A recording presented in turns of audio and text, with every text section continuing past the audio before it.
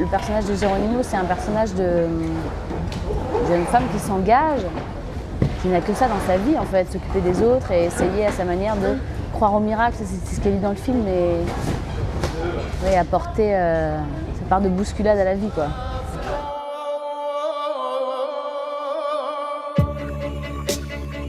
Tony, sa rencontre avec un éducateur en particulier qui s'appelait Orange, mais les éducateurs en général, ça a changé sa vie.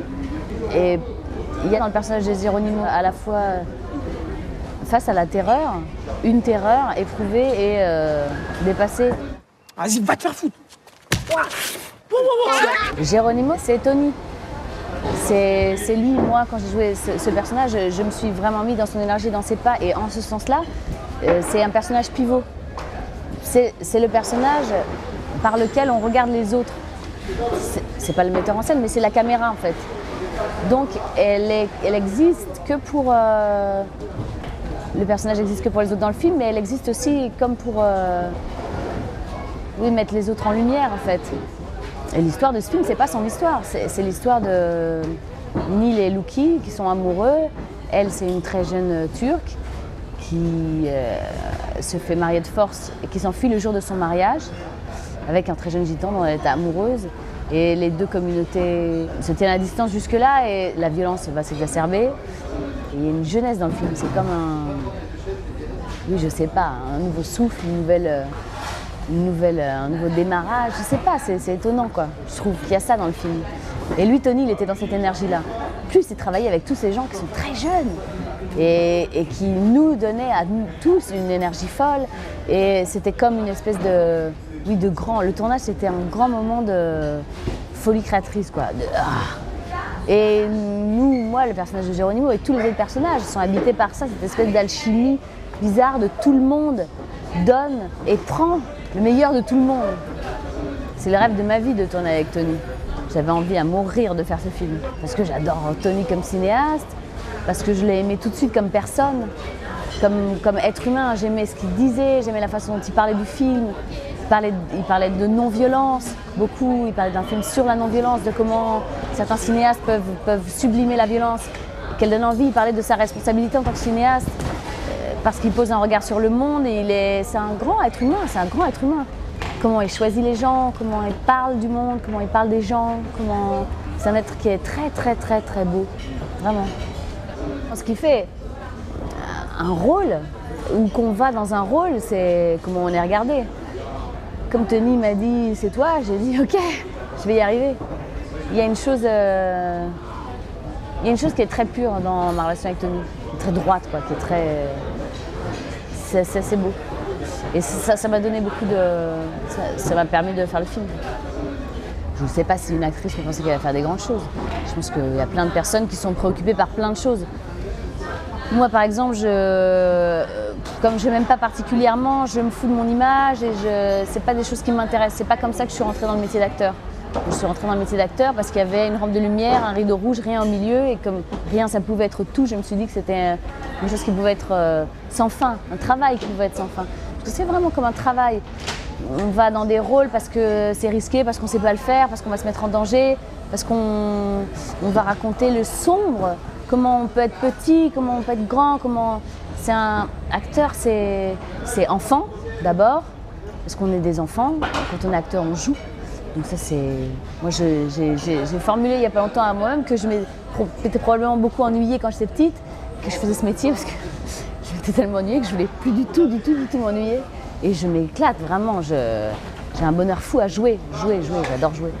Et comme une enfant, alors on va dire que... Et cette espèce d'adrénaline qu'on a quand on est enfant en permanence. Moi j'ai une fille qui a 4 ans et demi, je suis fascinée par son énergie parce qu'elle ne s'arrête jamais, parce qu'elle n'est jamais en train de travailler, parce que sa vie c'est jouer et imaginer et faire rien, mais tout, enfin voilà, faire des mondes et la vitalité de l'imagination, la vitalité de...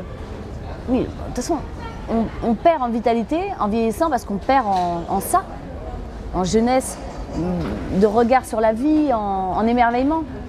Il faut rester émerveillé. Et Tony, c'est quelqu'un qui est tout à fait émerveillé des autres, du moindre détail des autres. C'est quelqu'un qui regarde vraiment les gens.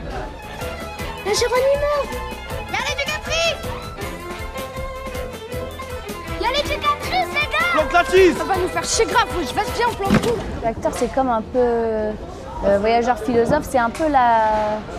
C'est très libéral, parce qu'on est dans un monde qui est très brutal, et qu'on est au cœur du brutal quand on est acteur. C'est-à-dire qu'il n'y a rien qui protège en fait. Il faut... Au début, des gens me disaient, pour être acteur, il faut être désiré. C'est ça qui est très compliqué dans le métier. Mais moi, je pense que par contre, c'est comme dans toutes les histoires d'amour. Il ne faut pas dire juste j'ai envie d'être désiré. Il faut désirer soi-même. Donc, il n'y a pas ça en fait.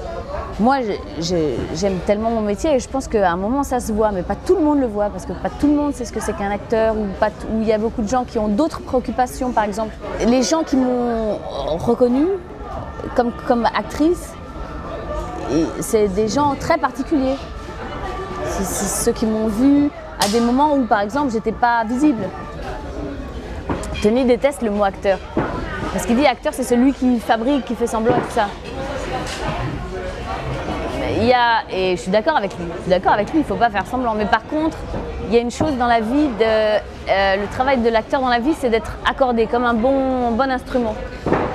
Savoir rester à sa place, par exemple. L'acteur, c'est celui qui est la couleur du metteur en scène.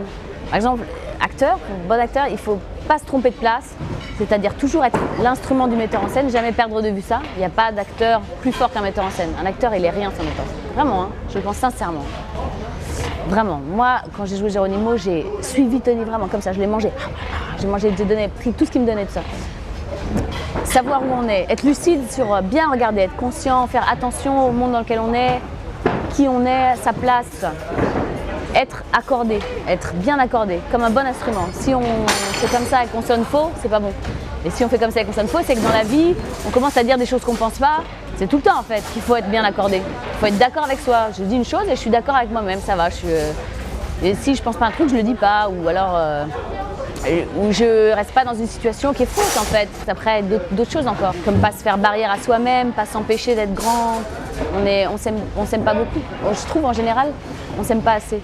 Il faut s'aimer au bon endroit, prendre ça, pas se faire barrière à soi-même, pas avoir peur d'être grand, d'être fort. Les gens sont très grands en réalité. Tout le monde est très grand, très puissant. On s'enlève beaucoup de puissance. Il faut arrêter.